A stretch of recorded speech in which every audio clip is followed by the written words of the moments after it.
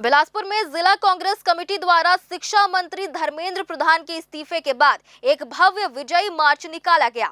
इस दौरान कांग्रेस के वरिष्ठ नेताओं और पदाधिकारियों ने केंद्र सरकार की नीतियों और शिक्षा व्यवस्था पर तीखा प्रहार करते हुए इसे देश के युवाओं और छात्रों के संघर्ष की ऐतिहासिक जीत बताया।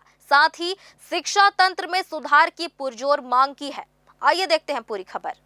महिला कांग्रेस की प्रदेश महासचिव शिल्पी तिवारी ने मीडिया से बात करते हुए इसे देश के बच्चों और उनके भविष्य की बहुत बड़ी जीत करार दिया।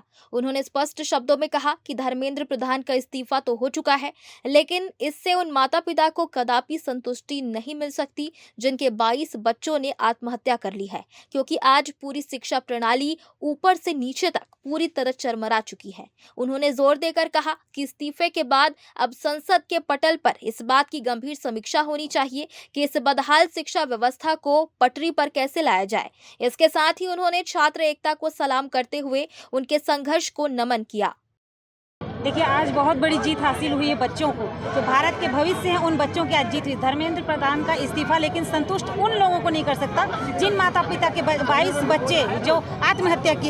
ये पूरा सिस्टम ऊपर से लेकर नीचे तक का फेलियर हो चुका है। धर्मेंद्र प्रधान के इस्तीफा के बाद भी संसद में इस बात की चर्चा होनी चाहिए कि एजुकेशन सिस्टम को कैसे सुधारा जाए। इसके लिए आज कांग्रेस पार्टी मांग करती है और पुनः मैं आप लोगों के माध्यम से बच्चों को बहुत बहुत बधाई देती हूँ, छात्र एकता को बधाई देती हूँ और प्रणाम करती हूँ।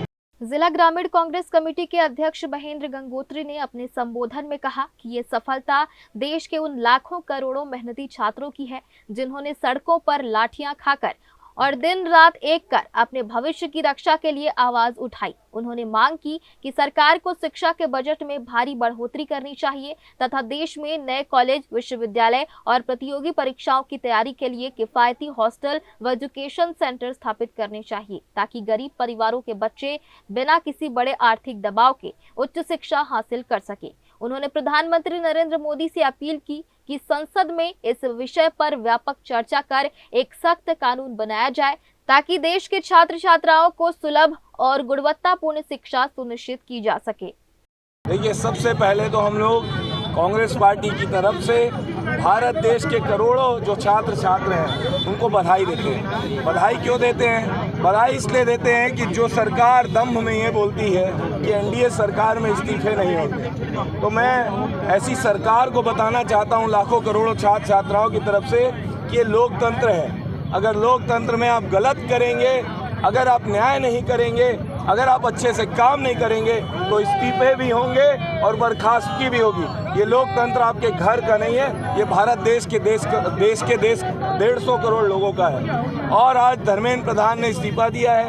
ये इस बात को लेकर हम लोगों ने आज विजय मार्च निकाला है। ये विजय किसकी है? ये विजय हर उस माता पिता की है जिसके बच्चे आने वाले समय में कॉम्पिटिटिव एग्जाम देने वाले हैं। ये विजय हर उस माता पिता की है जो अपना पेट काट कर अपने बच्चों को पढ़ाते हैं। ये विजय हर उस माता पिता की है जो अपना घर खेत बेचकर बच्चों को पढ़ाते हैं। और ये विजय उन 22 बच्चों के माता पिता की है जिनके बच्चे इस व्यवस्था की बलि चढ़ गए, जिन्होंने आत्महत्या कर ली।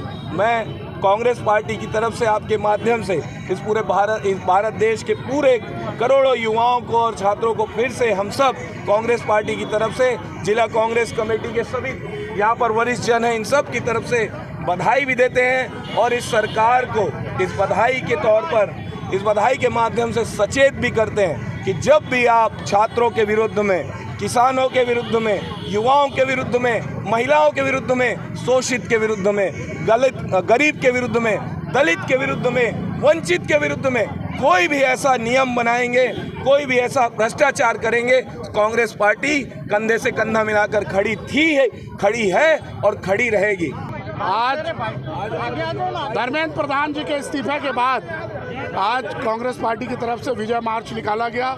यह छात्रों की जीत है। ये लाखों करोड़ों देश के छात्रों की जीत है जिन्होंने रात दिन संघर्ष करके, लाठी खाकर, अपना पैर तुड़वाकर, सर तुड़वाकर आज जो धर्मेंद्र प्रधान जी का इस्तीफा हुआ है वो उनकी जीत है। नीट के जो 22 बच्चे आत्महत्या किए हैं वो उनकी जीत है।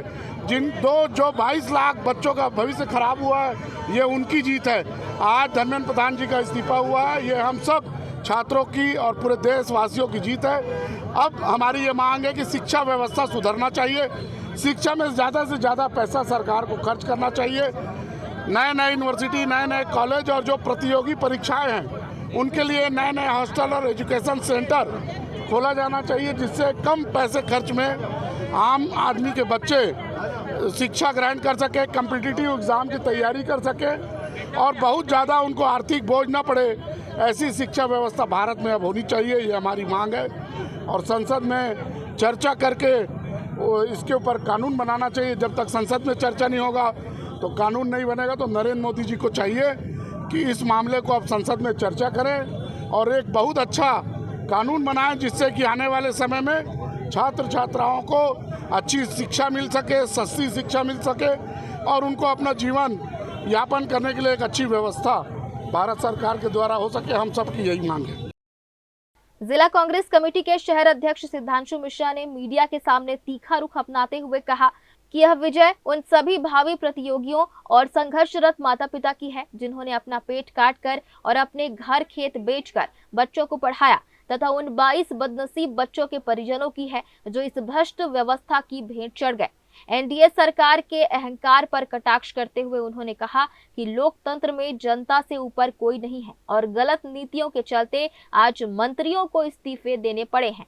उन्होंने चेतावनी दी, ये देश किसी की बपौती नहीं बल्कि 150 करोड़ नागरिकों का है और कांग्रेस पार्टी हमेशा से छात्रों, युवाओं, किसानों और वंचितों के अधिकारों के लिए सड़क से संसद तक पूरी ताकत से लड़ती रही है। ग्रैंड न्यूज के लिए कैमरामैन अमर ध्रुव के साथ पिंटू दुबे की रिपोर्ट।